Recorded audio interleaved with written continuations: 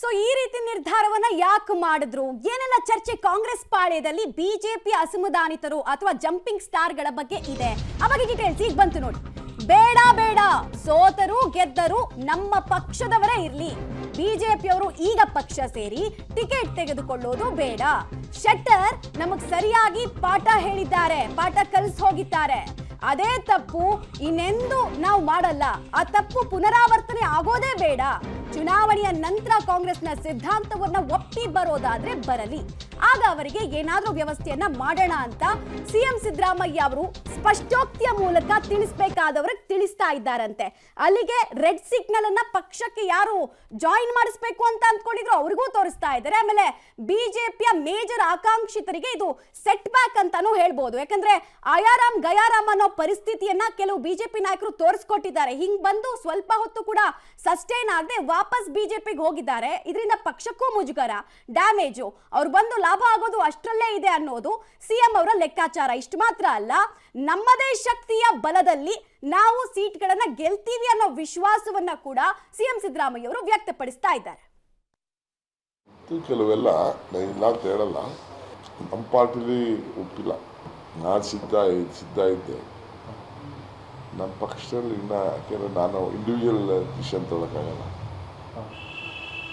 So ನಮ್ಮ party ಮುಖ್ಯಮಂತ್ರಿಗಳು ಬೇಡ ಶೆಟ್ಟರ್ ಅವರ ಎಕ್ಸ್ಪೀರಿಯನ್ಸ್ ಇದ್ದಾರೆ ಸರ್. ಮುಖ್ಯಮಂತ್ರಿ ಎಲ್ಲ ಇನ್ನು ಬೇರೆಯವರೆಲ್ಲ ಇದ್ರು, ಎಲ್ಲ ಒಳ್ಳೆ ಹುಳಿಗಳೇ ಇದ್ರು ನಮ್ಮ ಹತ್ರ.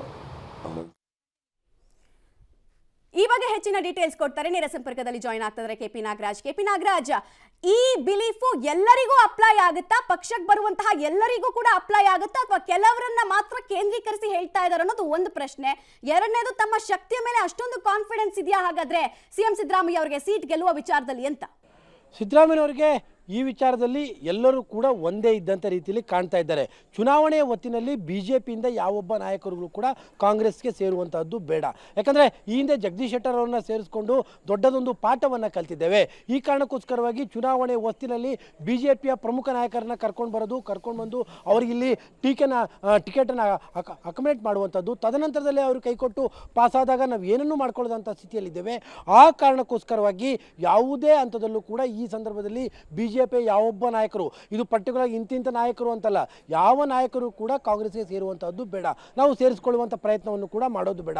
ಬೇಕಾದ ಚುನಾವಣೆ ನಂತರದಲ್ಲಿ ಅವರು ಬಿ ಜೆ ಪಿಲಿ ಅದೇ ರೀತಿಯಂಥ ಅಸಮಾಧಾನ ಇದ್ದರೆ ಅವರು ಕಾಂಗ್ರೆಸ್ಗೆ ಬರಲಿ, ಅವತ್ತು ನೋಡೋಣ, ಇವತ್ತು ಮಾತ್ರ ಬೇಡ ಅನ್ನುವಂಥದ್ದು ಸಿದ್ದರಾಮಯ್ಯನವರ ಸ್ಪಷ್ಟವಾದಂತಹ ಮಾತು. ಅದಕ್ಕೆ ಪ್ರಮುಖವಾದಂತಹ ಕಾರಣ ಈಗಾಗಲೇ ಏನು ಕಾಂಗ್ರೆಸ್ನ ಟಿಕೆಟ್ ಏನು ಎಸ್ಪೆಷಲಿ ಮೈಸೂರು ಲೋಕಸಭಾ ಚುನಾವಣೆಗೆ ಸಂಬಂಧಪಟ್ಟಂತೆ ಕಾಂಗ್ರೆಸ್ನ ಟಿಕೆಟ್ನ ಹಿನ್ನೆಲೆಯಲ್ಲಿ ಬಿ ಜೆ ಪಿ ಹಲವು ಮುಖಂಡರುಗಳು ಕೂಡ ಈಗಾಗಲೇ ಕಾಂಗ್ರೆಸ್ನ ಸೇರುವಂಥ ಪ್ರಯತ್ನವನ್ನು ಸ್ವತಃ ಡಿ ಕೆ ಶಿವಕುಮಾರ್ ಅವರೇ ಮಾಡ್ತಾ ಇರುವಂಥದ್ದೇನು ಗುಟ್ಟಾಗೇನು ಉಳಿದಿಲ್ಲ. ಈ ಎಲ್ಲ ಕಾರಣದಿಂದಾಗಿ ಈ ಮೆಸೇಜನ್ನು ಯಾರ್ಯಾರು ಈ ಬಿ ಜೆ ಪಿ ನಾಯಕರನ್ನ ಕರ್ಕೊಂಡು ಬರ್ತೀವಿ ಅನ್ನೋ ಉತ್ಸಾಹವನ್ನು ಸಿ ಎಂ ಮುಂದೆ ತೋರಿಸ್ತಾ ಇದ್ದಾರೋ ಅವರೆಲ್ಲರಿಗೂ ಕ್ಲಿಯರ್ ಕಟ್ಟಾಗಿ ಸಿದ್ದರಾಮಯ್ಯನವರು ಹೇಳ್ತಾ ಇರುವಂಥದ್ದು ಈ ಸಂದರ್ಭದಲ್ಲಿ ಬೇಡ. ಜೊತೆಗೆ ಅವರಿಗೆ ತಾವು ಗೆಲ್ತೀವಿ ಸೋಲ್ತೀವಿ ಅನ್ನೋದಕ್ಕಿಂತ ಹೆಚ್ಚಾಗಿ ಪ್ರಮುಖವಾಗಿ ಇರುವಂಥದ್ದು ಕಾರ್ಯಕರ್ತರ ಮನಸ್ಥಿತಿಯನ್ನು ಕುಂದಿಸೋದು ಬೇಡ. ನಾವು ನಮ್ಮ ಶಕ್ತಿಯಿಂದನೇ ಗೆಲ್ಲೋಣ, ಅದು ನಮ್ಮ ಎಫರ್ಟಿಂದನೇ ನಾವು ಗೆದ್ಕೊಳ್ಳೋಣ. ಅಥವಾ ಒಂದು ವೇಳೆ ಸೋತರೂ ಕೂಡ ಅದು ನಮ್ಮ ಕಾರ್ಯಕರ್ತರ ಸೋಲ್ತಾರೆ, ಅದು ಸಂಘಟನೆಗೆ ಯಾವುದೇ ರೀತಿಯಂಥ ತೊಂದರೆ ಆಗೋದಿಲ್ಲ. ಆದರೆ ಯಾವುದೇ ಕಾರಣಕ್ಕೂ ಕೂಡ ಈ ಹಂತದಲ್ಲಿ ಅಂದರೆ ಚುನಾವಣೆಯ ಹೊಸ್ತಿಲಲ್ಲಿ ಚುನಾವಣಾ ದಿನಾಂಕ ನಿರ್ಧಾರವಾಗಿರುವಂಥ ಸಂದರ್ಭದಲ್ಲಿ ಮಾತ್ರ ನಾವು ಬಿ ಜೆ ಪಿಯಿಂದ ಯಾವ ನಾಯಕರನ್ನು ಕರೆದುಕೊಂಡು ಬರೋದು ಬೇಡ ಅನ್ನುವಂಥದ್ದನ್ನು ಸ್ಪಷ್ಟವಾಗಿ ತಿಳಿಸಿದ್ದಾರೆ. ಅಲ್ಲಿಗೆ ಏನು ಬಿ ಜೆ ಪಿಯ ಮಾಜಿ ಸಿ ಎಂ ಕಾಂಗ್ರೆಸ್ಗೆ ಬರ್ತಾರೆ ಮತ್ತು ಕೆಲವು ನಾಯಕರುಗಳು ಬಿ ಜೆ ಪಿಯಿಂದ ಕಾಂಗ್ರೆಸ್ಗೆ ಬಂದು ಇಲ್ಲಿ ಟಿಕೆಟನ್ನು ತೆಗೆದುಕೊಳ್ತಾರೆ ಅನ್ನುವಂಥದ್ದು ಏನು ಚರ್ಚೆಗಳಿತ್ತೋ ಅದೆಲ್ಲದಕ್ಕೂ ಕೂಡ ತೆರೆ ಎಳೆಯುವಂಥ ಕೆಲಸವನ್ನು ಸ್ವತಃ ಸಿದ್ದರಾಮಯ್ಯನವರೇ ಮಾಡಿದ್ದಾರೆ. ಮಮತಾ.